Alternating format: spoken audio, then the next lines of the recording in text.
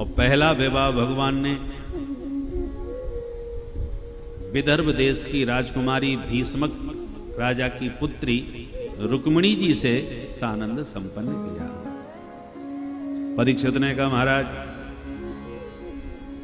भगवान भीष्मक सुता रुक्मिणी रुचिरानना राक्षसेन विधानेन उपयेम इति श्रुतम।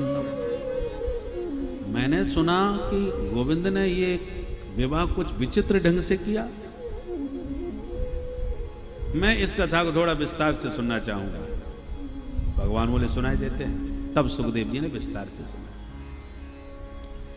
भीष्मक राजा के 5 पुत्र और इकलौती बेटी, भाइयों की भी लाडली, माता पिता की लाडली।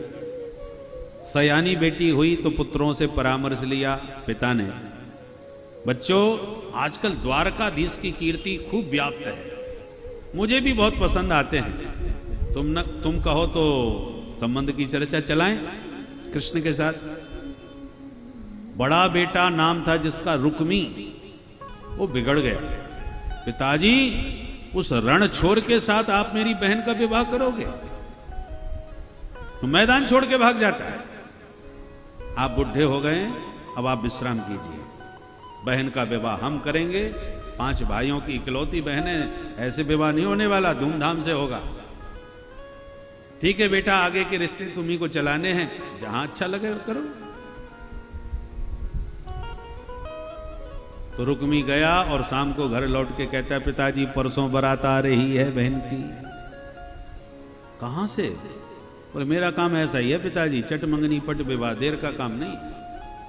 अरे वो तो ठीक है, परंतु संबंध कहां किया है? बोले चेदी नरेश दम घोष का बेटा महाराज शिशुपाल के साथ। अच्छा, सगाई पक्की करे आया? बोले सगाई बगाई क्या होती है वो मैं नहीं जानता। मैंने तो उससे कह दिया तू बारात लेके परसों आ जा, वो आ जाएगा, जो कुछ करना है कर लेना। ठीक है बेटा, देखेंगे तुम्हारा अत्याधुनिक विवाह, तुम्हें जो मर्जी आवे करो। जब बच्चे ज्यादा होशियारी दिखाने लगते हैं तो मैया बाप को भी हाथ जोड़ने पड़ते हैं। ठीक है बेटा, जो मर्जी आवे करो। रुक्मिणी के कान में यह खबर पहुंची तो बेचारी रोती रोती भाभी जी के पास गई। भाभी जी, भैया ने ये क्या कर दिया? मेरे चित्त में तो मेरे चित्तचोर मनमोहन बैठे हैं, मैं उनके अलावा अन्य किसी से विवाह नहीं कर सकती। अरे राम राम, परसों तेरी बारात आ रही है, तू कह रही है मैं विवाह नहीं करूंगी? तो बैठ के रोने से कुछ नहीं होगा। तो तुम ही बताओ भाभी, मैं क्या करूं? बोले और तो विधाता जाने, परंतु मन की बात एक बार पत्र में लिख करके तो उनके पास भेज ही दे, जो होगा सो होगा। रुक्मिणी जी ने तुरंत एक 7 श्लोकों का पत्र लिखा। 7 श्लोकी, 7 भामर होती हैं, तो मानसिक रूप से माधव से अपनी भामर मान करके 7 श्लोकी पत्र लिख कर एक ब्राह्मण को दिया। पत्र नहीं अपितु मेरे प्राण हैं, मेरे प्राण वल्लभ श्री द्वारकाधीश के चरणों में पहुंचा दिया। ब्राह्मण ने कहा बिटिया चिंता न करो, अभी गया। भागते हुए ब्राह्मण द्वारका में प्रविष्ट हो गए। दरबार में जाके जैसे पत्र निकालने लगे, भगवान ने आगे बढ़ के ब्राह्मण को प्रणाम किया और हाथ पकड़ लिया। अरे महाराज जी, ऐसी क्या हड़बड़ी है, आइए पहले अंतःपुर में पधारिए। अब ब्राह्मण को हड़बड़ी इस बात की है कि परसों तो उधर बारात आ रही है, जो हो फटाफट हो जाए, देर ना हो जाए। नहीं तो ये कहेंगे कि तुमने तब से क्यों नहीं बताया कि ऐसा संवेदनशील मामला है। भगवान बड़े आराम से ब्राह्मण को अंतःपुर में भीतर ले गए, स्नान करवाए, नए वस्त्र पहनाए, बढ़िया चकाचक खीर मालपुआ खवाए। पंडित जी खा पी करके जब पेट पर हाथ घुमाए तब माधव मुस्कुराए, पंडित जी अब बोलिए कहां से आए? बिना खिलाए पिलाए बात नहीं करना चाहिए ब्राह्मणों। ब्राह्मण उसी को याद रखता है जो कुछ खिलाता पिलाता है। बोलो राधे राधे। एक ग्वालियर में हमारे ब्राह्मण देवता हैं, तो बोले, एक सज्जन आके एकदम हमारे सामने खड़े हो गए, कहो पंडित जी पहचाना? मैं पहचान तो रहा था उनको, फिर भी मैं बोला कि नहीं नहीं हम तो नहीं जानते आपको। अरे हमको नहीं पहचाने? बोले नहीं। अरे आप हमारे साथ के पढ़े लिखे हो, ये तो बस 2-4 साल में ही भूल गए। तो पंडित जी बोले, ये बताओ तुमने कभी भोजन करवाया था अपने यहाँ भंडारा? बोले नहीं नहीं वो तो नहीं करवाए। तो कभी कोई दान दक्षिणा दी थी? बोले नहीं। तो मैं क्यों पहचानूं तुम्हें? बोलो राधे राधे। ना खिलाया पिलाया, ना दिया ना लिया, तो क्यों पहचाने हम? तो ब्राह्मण जो खिलाता पिलाता है उसको बहुत ध्यान रखता है। पंडित जी प्रसन्न हो गए। भगवान बोले, आप बताइए कैसे आना हुआ? पंडित जी ने तुरंत पत्र निकाल के दे दिया, महाराज फटाफट पढ़ लीजिए, समय बहुत कम बचा है। भगवान बोले, तो पंडित जी आप ही पढ़ के सुना दीजिए, क्या लिखा है? अरे प्रभु ऐसा ना कीजिए, ये व्यक्तिगत आपका पत्र है, आपको ही पढ़ना चाहिए, ये राजनीतिक पत्र नहीं है। भगवान बोले, कोई भी रहस्य मैं ब्राह्मणों से कभी छुपाता नहीं, ब्राह्मण मेरे इष्ट हैं, इसलिए ये पत्र मैं आपके ही श्रीमुख से सुनना चाहता। पंडित जी तो गदगद हो गए, ये तो सचमुच जैसा सुना था वैसा ही पाए, ब्राह्मणों के तो ये अनन्य भक्त हैं भाई। तब पंडित जी ने पत्र रुक्मिणी का सुनाना प्रारंभ किया। श्रुत्वा गुणान भुवन सुंदर शृण्वता ते, निर्विश्य कर्ण विवरै हरतो गतापम्,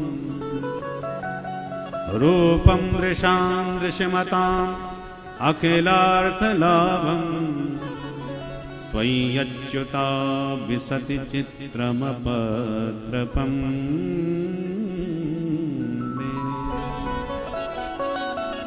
रुक्मिणी लिखती हैं, हे भुवन सुंदर, हे अच्युत, केवल आपकी महिमा इन कानों से सुनी है, देखा कभी नहीं। कान तो आपकी महिमा सुन सुन के गदगद होते हैं, तृप्त होते हैं, पर दृष्टि, ये आंखें आपके दर्श के लिए हमेशा तड़पती रहती हैं। मैंने सुना है कि आपके रूप सौंदर्य को जिन आंखों ने नहीं देखा वे आंख ही व्यर्थ हैं। रूपम दृशाम दृश्यमताम अखिलार्थ लाभम। अब आप जो भी सोचें मेरे बारे में, किंतु मैंने तो अपने चित्त की भित्ति पर आपका चित्र बना लिया है। नहीं देखा इसलिए कल्पना में मैंने आपका एक चित्र बना लिया है कि आप ऐसे लगते होंगे। अब आप समझ ही गए होंगे, जब मैंने आपका चित्र अपने हृदय पटल पर अंकित कर दिया, तो मैं आपके अतिरिक्त अन्य को अब वर्ण नहीं कर सकती। आप सोच रहे होंगे, अरे कम से कम जान पहचान हो जाती, आमना सामना हो जाता, फिर पत्राचार होता तो बात समझ में आती। मिले नहीं, कभी देखा भी नहीं और पत्र लिख दिया तुम। कैसा तुम्हारा संस्कार है? तो प्रभु मैं जानती हूं कि ये एक कन्या के लिए अपरिचित किसी पुरुष को पत्र लिखना अनुचित है, अव्यवहारिक है, परंतु व्यवस्था मेरी यह है कि चित्त पर आप छपे हुए हो और मेरा पाणी ग्रहण करने के लिए परसों ही कोई दूसरा आ रहा है, इसलिए मुझे ये पत्र लिखना पड़ा।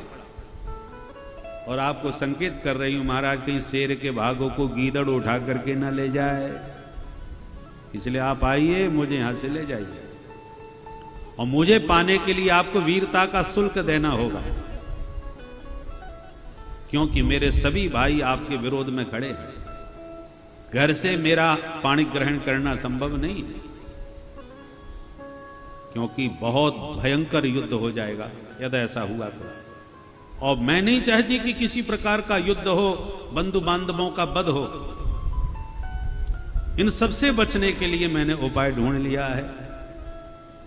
अंतःपुरांतरचरी मनहत्य बंधु त्वामुदवहे कथमिति प्रमदाम्युपायम्, पूर्वेद्युरस्तमहति कुलदेवी यात्रा, यस्यां बहिर्नववधू गिरिजामुपेया।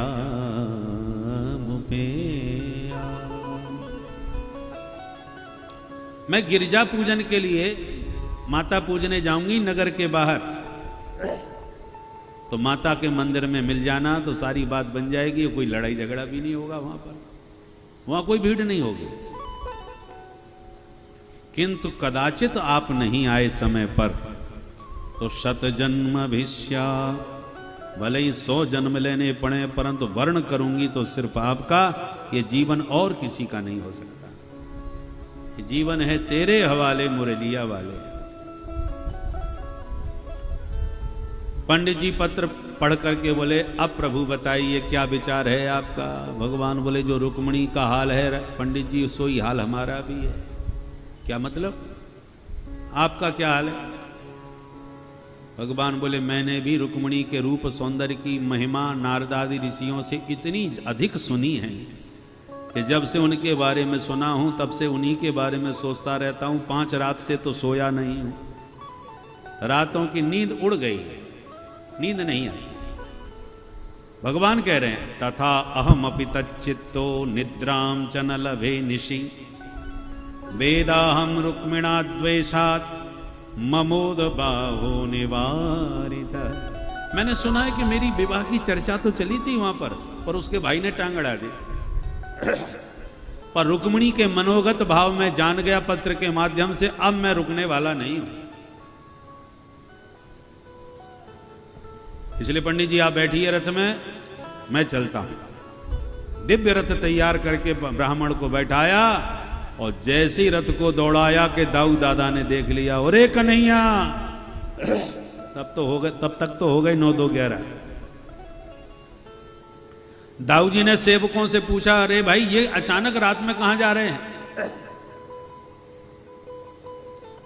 सेवकों ने कहा सरकार एक पंडित जी आए थे कुंडनपुर से, उन्हीं के साथ जा रहे हैं।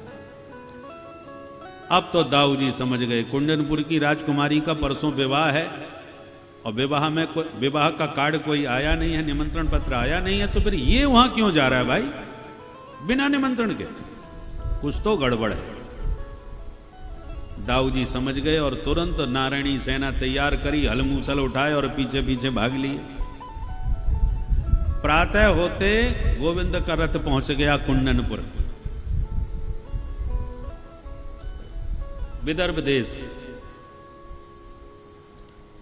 पंडित जी से भगवान बोले ब्राह्मण देवता आप रुक्मिणी के पास जाओ, प्रेम से समझाओ, हम उन्हें मंदिर में ही खड़े मिलेंगे। अब तो पंडित जी प्रसन्नता में डंडा घुमाते चल दिए। उधर बैंड बाजे लेकर के बारात के साथ शिशुपाल पहुंच गया। हल्ला मचा, नगर में शोर मच गया, बारात आ गई राजकुमारी की। सखियां भागी, चलो चलो देखें दूल्हा कैसा है। अब बारात की आने का समाचार और सखियां सब दूल्हा देखने भागी। रुक्मिणी की धड़कन तेज हो गई, हे भगवान अब क्या होगा, पंडित जी तो अभी तक नहीं आए।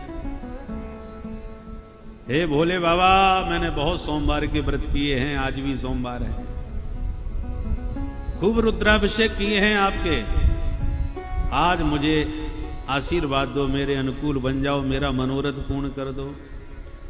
दुर्भगाया न मे धाता नानुकूलो महेश्वर, देवी बा विमुखा गौरी रुद्राणी गिरिजा सती। रुद्राणी सबका स्मरण कर रही। इतने में पंडित जी आते नजर आए। रुक्मिणी ने दौड़ के प्रणाम किए, महाराज शीघ्र बताओ समाचार क्या है। बोले बिटिया समाचार तो कुछ नहीं लाया। अरे राम राम, तो फिर क्या करके आए हो? बोले बिटिया चिंता ना करो, जिसको समाचार भेजा था मैं तो उसी को लेके आया हूं।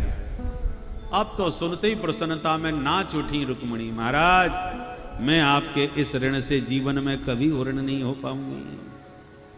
प्रणाम करके ब्राह्मण को विदा किया और रुक्मिणी ने दिव्य 16 श्रृंगार किए। सखियों से घिरी रुक्मिणी मंगल गीत गाती मंदिर में पहुंची और देवी मां की आराधना करने लगी। देवी मां का ये मंत्र जो रुक्मिणी ने पढ़ा है, इस मंत्र का कोई कन्या जाप करे, देवी मां को अब तो नवरात्रि आ रही है, जिस कन्या का विवाह न हो रहा हो शीघ्र विवाह होगा। और केवल विवाह ही नहीं होगा, पति भी सुंदर प्राप्त होगा, अनुकूल वर मिलेगा। वो मंत्र क्या है, ध्यान से सुनिए। नमस्ते त्वाम के भीक्षणम स्वसंतान युताम शिवा भूयात् पतिर्मे भगवान कृष्णस्तदनुमोदता। हे मातेश्वरी, भगवान श्री कृष्ण मेरे पति बने, ऐसा मुझे आशीर्वाद दो। माँ ने आशीर्वाद दे दिया। मनु जाहि राच्य मेलहि सोबर सहज सुंदर सावर। मनु जाहि राच्य मेलहि सोबर सहज सुंदर सावर। करुणा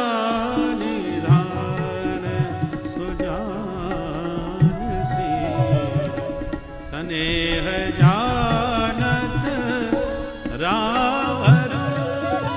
करुणा निधान सुजान से स्नेह जानत रावर। माँ का आशीर्वाद मिल गया, रुक्मिणी मुक्त हो गई। पर जैसे ही पूजा भजन करके बाहर निकली तो दरवाजे पर, मंदिर के द्वार पर हजारों सैनिक खड़े नजर आए। रुक्मिणी घबरा गई, ये क्या हो गया, इतनी फौज कहां से आ गई? क्योंकि गुप्तचर विभाग ने शिशुपाल को सावधान कर दिया, महाराज आपके विवाह में खतरा। किस बात का? बोले हमने नगर के बाहर द्वारकाधीश कृष्ण को देखा है, जबकि हमें मालूम है कन्या पक्ष ने उसको नहीं बुलाया और बारात में तुम्हारे साथ भी नहीं आया, तो ना वो घराती है ना बराती है, तो आने की जरूरत क्या है? उसके लक्षण ठीक नहीं लग रहे, इसलिए होशियार रहिएगा। तो शिशुपाल तो बहुत घबरा गया। जरासंध भी बारात में आया था, वो भी चक्कर में पड़ गया, मैंने तो उसे पहाड़ में फूंक दिया था, ये भूत कहां से आ गया? परंतु होशियार रहने की जरूरत है। जब गुप्तचर विभाग ने सूचना दी है तो सावधान तो रहना ही चाहिए। बाराती बोले आप निश्चिंत रहिए महाराज, हम केवल खीर मालपुआ खाने नहीं आए, दिखाएंगे तो दो हाथ। अस्त्र शस्त्र लेकर के तमाम वीर मंदिर को घेर के खड़े हो गए, यहां कोई उपद्रव न हो। परंतु रुक्मिणी ने जब मंदिर के बाहर इतने सैनिकों को देखा तो मन में घबरा गई, अब क्या होगा? मैंने तो लिख दिया था पत्र में कि मंदिर में कोई नहीं होगा, अब इतनी फौज खड़ी है। विडंबना तो यह है कि जिसको पत्र दिया था मैं तो उनको ही कभी नहीं देखा, तो इस भीड़ में वो आ भी जाए मेरे सामने तो मैं पहचानूंगी कैसे उन्हें? इसलिए हर चेहरे को रुक्मिणी बहुत ध्यान से देखने लगी कि इनमें वो कहाँ हैं। भाई आए हैं ये तो खबर है, तो आए होंगे तो इन्हीं में कहीं खड़े होंगे, तो पहचानने का प्रयास करने लगे। पर रुक्मिणी का अलौकिक दिव्य रूप सौंदर्य जब सैनिकों ने देखा तो सैनिकों के होश उड़ गए। आप उसमें कानाफूसी करने लगे, चाल देखो कितनी मतवाली है, मुस्कान देखो कितनी प्यारी है, नयने देखो कितने विशाल हैं। ऐसे रुक्मिणी के सौंदर्य का बखान आप उसमें करने लगे। और जिज्ञासावश रुक्मिणी जिसके चेहरे को टुकुर टुकुर ध्यान से देखती है, कहीं ये तो नहीं, कोई सैनिक समझ बैठता है कि हम भी किसी से कम नहीं। और दूर खड़े द्वारकाधीश ने रुक्मिणी की मनस्थिति समझ ली कि रुक्मिणी की आंखें मुझे ढूंढ रही हैं, विलंब करना ठीक नहीं। तुरंत रथ से उतरे और सैनिकों के बीच में आके खड़े हो गए। सैनिकों का पूरा ध्यान रुक्मिणी के मुख कमल पर टिका है। बगल में कौन खड़ा है कौन देखना, किसी को देखने की फुर्सत कहां। रुक्मिणी की घूमती हुई दृष्टि जो द्वारकाधीश से टकराई और जो आंखें चार भई, भगवान ने मुस्कुरा के तुरंत हाथ हिला दिया, घबराओ मत हम ही हैं। हाथ हिलाते मुस्कुराते माधव को जब देखा रुक्मिणी एक दृष्टि में पहचान गई, पक्के यही है। सारा भय जो भरा था हृदय में कि क्या होगा कौन होगा, वो सब भाग गया। रुक्मिणी निश्चिंत हो गई कि अब वो पहचान में आ गए, अब मुझे कोई खतरा नहीं। भगवान तुरंत मुस्कुराते रुक्मिणी के पास आए, बड़े आराम से हाथ पकड़ के अपने रथ की ओर ले गए और सैनिक चित्रलेखे से देख रहे, चाल कितनी प्यारी है। दूसरा कहता है अरे ये देख जोड़ी कितनी निराली है, और ये हो से नहीं कि हो क्या रहा है।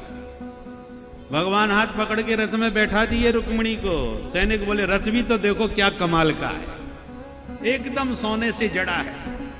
दूसरा कहता है रथ को छोड़, घोड़े नहीं देख रहा कैसे कान सतर हैं, बिल्कुल हैदराबादी घोड़े। आप उसमें सैनिक वर्णन किए जा रहे हैं, भगवान स्वयं रथ में आरूढ़ हो गए। जो प्रभु ने चाबुक घुमाया, घोड़े हवा में उड़ गए, वायु वेग से रथ दौड़ गया। और सैनिक देख करके वाह वाह, देखो घोड़े कैसे हवा में बात कर रहे हैं, रथ कितना वायु वेग से दौड़ा जा रहा है। जब दूर तक रथ चला गया तब सैनिकों को होश आया। आप उसमें बोले क्यों भाई, अपन क्यों खड़े हैं? एक बोला हाँ किसी काम से तो चले थे घर से। अरे याद आया भाई, हम लोग सब रुक्मिणी की रखवाली के लिए भेजे गए थे ना। तो दूसरा बोला तो रुक्मिणी कहाँ है? सखियां बोली भांग पी के चले थे घर से, रुक्मिणी तो वो गई उनके रथ में। तब होश आया, अरे लेगो लेगो, पकड़ो पकड़ो, भागो भागो। पीछा किया सैनिकों ने, अरे भगोड़े कहां भागता है, खड़ा रहे। भगवान ने तुरंत रथ मोड़ लिया, युद्ध के लिए सावधान भी हो गए। सैनिक बोले पकड़ लो, घेर लो, जिंदा न जाने पाए। घेराबंदी कर रहे थे सैनिक, इतने में आवाज आई, बोल द्वारिकाधीश की जय। प्रभु ने चौंक कर पीछे देखा, हमारी जय किसने लगाई? तो देखें दाऊ दादा हल मूसल लिए खड़े हैं और नारायणी सेना उनके पीछे खड़ी है। भगवान ने तुरंत दौड़ के दंडवत किया, दाऊ दादा दंडवत, आप यहाँ कैसे? दाऊ जी बोले लाला हमें तुम्हारी लीला मालूम थी कि तुम क्या करोगे, इसलिए पूरी तैयारी के साथ आए हैं। अब तुम बहू को लेके घर चलो, हम इनका स्वागत करके तुम्हारे पीछे पीछे पहुंचते हैं। कन्हैया तो लजाते शर्माते रुक्मिणी के साथ 9-2-11 हो लिए। दाऊ जी ने हल मूसल उठा लिए, जो सैनिक आगे बढ़ा हल पकड़ के एक मूसल मसक दिया। हल से सिर फांसते हैं और एक मूसल सिर पर पटक देते हैं, वहीं ढेर हो जाता है। कईयों के सिर फटे, सारे सैनिक वापस भगे, हाहाकार मच गया, भगदड़ मच गई। जनवासी में जाके शिशुपाल के सामने सैनिक बोले सरकार अनर्थ हो गया। क्या हुआ? बोले आपके होने वाली दुल्हन को लेके भग गए द्वारकाधीश। सुनते ही तलवार निकाल के शिशुपाल दौड़ा, तुम लोगों ने क्या किया? बोले महाराज क्या करते, दौड़ कर पकड़ लिया। ऐन वक्त पर उसका बड़ा भाई मूसल वाला आ गया, उसने सबकी खोपड़ी फोड़ डाली। वो किसी को नहीं छोड़ेगा, बहुत बलिष्ठ है, नाम ही बलराम है। शिशुपाल बोला धिक्कार है मुझे, इतनी बारात लेकर के इतने बैंड बाजे के साथ आया, बिना दुल्हन के जाऊंगा, घर में क्या मुंह दिखाऊंगा, ऐसी जिंदगी से मर जाना अच्छा है। आप लोग मेरी समाधि यहीं बना देना। जरासंध ने देखा मित्र बहुत दुखी हो रहा है, तो हाथ पकड़ के चुपचापा के लिए कमरे में ले जाके बोला क्यों ये मूर्खता की बातें करते हो? एक बार हार गए तो मरने की बात करने लगे। मुझे देख, इसी कृष्ण ने मुझे 17 बार लगातार हराया, पर बंदे ने हिम्मत नहीं हारी, तो 18वीं बार मैंने भी ऐसा दौड़ाया कि जन्मभूमि छोड़ करके समुद्र की शरण लिए बैठा है। वीरों को कभी भी हिम्मत नहीं हारनी चाहिए मरते दम तक। तो एक बार में हिम्मत हार गया। तब सुनकर शिशुपाल को शांति मिली कि जब हमसे भी बड़े बड़े बेशरम पड़े हैं, ये 17 बार हारे बैठे हैं फिर भी नहीं मरे, तो हम एक बार में क्यों मर जाएं भाई? हिम्मत आ गई और दुल्हन के डोले में स्वयं बैठ करके मुंह छुपा के रोते रोते अपने घर गया। और उधर रुक्मिणी जी के भाई ने को पता चला, दौड़ करके भागकर भगवान के रथ को रास्ते में पकड़ लिया। जब बार बार भगवान को चुनौती देके ललकारने लगा तो भगवान ने तलवार निकाली, तो रुक्मिणी जी ने हाथ पकड़ लिया। अनिहत्य बंधु, मैंने कहा था बंधु बांधवों का वध नहीं होना चाहिए विवाह में। भगवान बोले अरे देवी जी मारूंगा नहीं, जब तुम्हारा भाई है तो मेरा भी तो कुछ लगेगा, चिंता ना करो, मारूंगा नहीं, पर इसको दंड जरूर दूंगा, इसने बहुत गड़बड़ की। रथ से कूदे कन्हैया, दौड़ करके साले साहब का सिर पकड़ा और तलवार से बाल साफ करने चालू कर दिए। आधे इधर के निकाले और आधे इधर की मूछ और आधी इधर की दाढ़ी, ऐसी भद्रा उतारी कि बेचारे की शकल देखने लायक नहीं छोड़ी। भगवान ये कर ही रहे थे कि इतने में दाऊजी विजय का शंख बजा के घर वापस लौटे। रास्ते में ये दृश्य देखा, भाग करके दाऊजी ने कन्हैया का हाथ पकड़ा। चौरे कन्हैया, ये नाईगिरी कब से सीख ली? तो शर्म ना आवे, शादी होती साले का सिर मुड़ के धर दिया। ऐसे संबंध बनाए जाते हैं। असाध्विदम त्वया कृष्ण कृतमस्मत् जुगुप्सितम बपनम स्मश्रु केसानाम वैरूप्यो सुहृदो बध। अरे स्मश्रु माने मूछ, दाढ़ी मूछ बनाना ये अपने बंधु बांधवों का वध करने के बराबर होता है, मारने जैसा होता है। दुनिया शादी के बाद साले को सिर पर रखती है और तुमने उसका सिर मुड़ के धर दिया। बहुत डांटा दाऊजी ने। बड़े भाई है ना, डांटने का पूरा अधिकार लेके आए। जब ज्यादा लाल पीले होने लगे तो कन्हैया ने मुस्कुराते हुए इशारे में कहा, दाऊ दादा अब घर चल के जहां डांटना हो चुपचाप अकेले में डांट लेना। नहीं नहीं, शादी भई है, बहू के सामने बेइज्जती कर रहे हो। ऐसे तुम बेइज्जती करोगे वो मेरी कभी इज्जत नहीं करेगी। सोई दाऊजी की सारी गुस्सा ठंडी पड़ गई और रुक्मिणी के पास आके बोले, देवी रुक्मिणी अयम ही क्षत्रियाणाम अयम धर्म प्रजापति विनिर्मित। हम क्षत्रियों का धर्म ही विधाता ने बड़ा कठोर बनाया है। कोई भी यदि हमको चुनौती देता है तो लड़ना हमारा प्रथम कर्तव्य बन जाता है। अब तुम्हारे भाई ने हमारे भाई को चुनौती दी होगी तो इसलिए ये भी भिड़ गया। चलो कोई बात नहीं, जो होना था हो गया। शादी विवाह में थोड़ी बहुत भिड़ंत हो ही जाती है। और फिर क्षत्रियों की शादी में तो नेक में ही बाल मूछों का नीचा हुआ सोई तनातनी हो जाती है।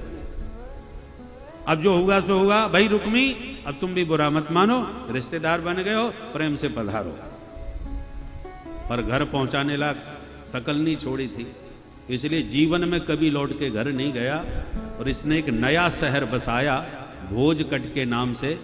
उस शहर में हमेशा के लिए बस गया, कभी लौट के अपने घर नहीं गया। इधर द्वारकानाथ जब पधारे तो मंगल महोत्सव नर नारियों में मनने लगा। पूरी द्वारका में आनंद की लहर छा गई। हमारे द्वारकानाथ दूल्हा बन के दुल्हन के साथ पधारे हैं।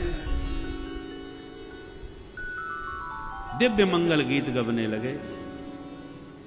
आइए एक गीत हम लोग भी गा लें भगवान के दिव्य विवाह महोत्सव का, उसके बाद आगे की चर्चा करेंगे। बोल दुल्हा सरकार की जय। दूल्हा बने हैं नंदला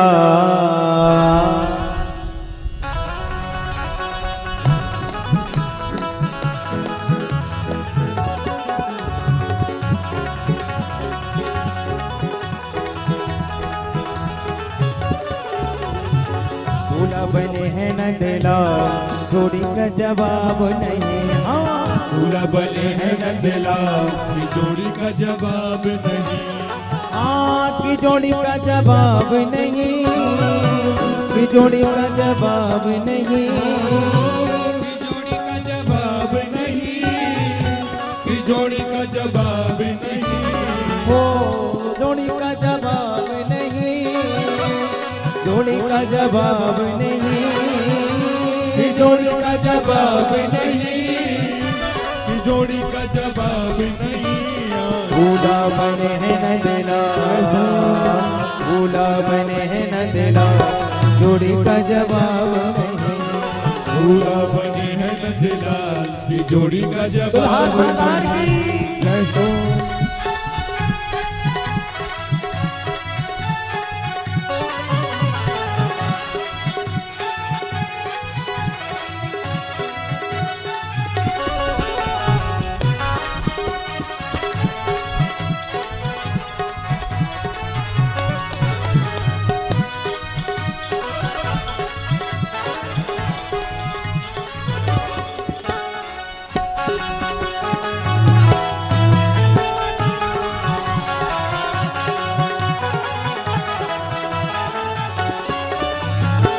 रुक्मणी मेरी गोरी गोरी, रुक्मणी मेरी गोरी गोरी, रुक्मणी मेरी गोरी गोरी, रुक्मणी मेरी गोरी गोरी। हाँ गोरी गोरी, गोरी गोरी गोरी रुक्मणी मेरी गोरी गोरी रुक्मणी मेरी गोरी गोरी सामने न तेरा सामने न तेरा जोड़ी का जवाब नहीं सामने नंदलाल की जोड़ी का जवाब नहीं की जोड़ी का जवाब नहीं की जोड़ी का जवाब नहीं जोड़ी का जवाब नहीं की जोड़ी का जवाब नहीं जोड़ी का जवाब नहीं जोड़ी का जवाब नहीं की जोड़ी का जवाब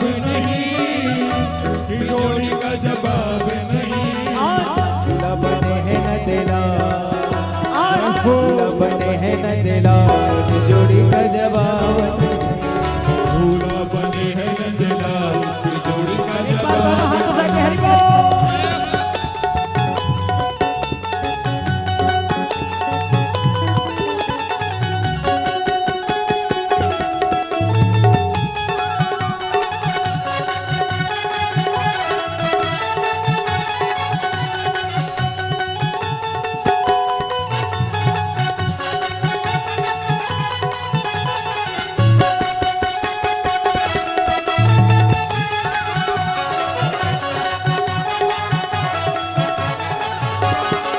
रुक्मणी मेरी महलों वाली रुक्मणी मेरी महलों वाली रुक्मणी मेरी महलों वाली रुक्मणी मेरी महलों वाली रुक्मणी मेरी महलों वाली रुक्मणी मेरी महलों वाली अरे रुक्मणी मेरी महलों वाली मेरी महलों वाली आए चरवन देला आए चरवन देला जोड़ी का जवाब नहीं आए चरवन दिलाल की जोड़ी का जवाब नहीं हाँ जोड़ी का जवाब नहीं जोड़ी का जवाब नहीं जवाब नहीं की जोड़ी का जवाब नहीं आज दूल्हा बने हैं न तेरा आज दूल्हा बने हैं न तेरा जोड़ी का जवाब नहीं दूल्हा बने हैं नंदलाल की जोड़ी का जवाब नहीं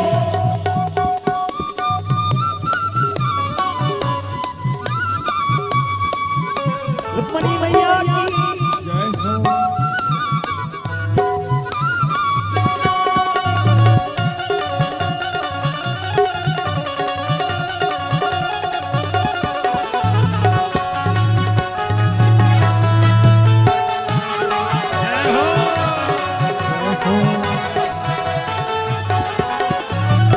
रुक्मणियों ने लाल चुनरिया रुक्मणियों ने लाल चुनरिया रुक्मणियों ने लाल चुनरिया रुक्मणियों ने लाल चुनरिया रुक्मणियों ने लाल चुनरिया रुक्मणियों ने लाल चुनरिया रुक्मणियों ने लाल चुनरिया रुक्मणियों ने लाल चुनरिया रुक्मणियों ने लाल चुनरिया रुक्मणियों ने लाल चुनरिया हरी कमरिया न देला हरी कमरिया न देला जोड़ी का जवाब नहीं हरी कमरिया न देला की जोड़ी का जवाब की जोड़ी का जवाब नहीं की जोड़ी का जवाब नहीं की जोड़ी का जवाब नहीं की जोड़ी का जवाब नहीं दूल्हा बने हैं न तेरा दूल्हा बने हैं न तेरा जोड़ी का जवाब नहीं दूल्हा बने हैं नंदलाल की जोड़ी का जवाब नहीं की जोड़ी का जवाब नहीं की जोड़ी का जवाब बोलो द्वारिकाधीश भगवान की बोल दुल्हा सरकार की जय रुक्मणी रमण भगवान की जय जय जय श्री श्री राम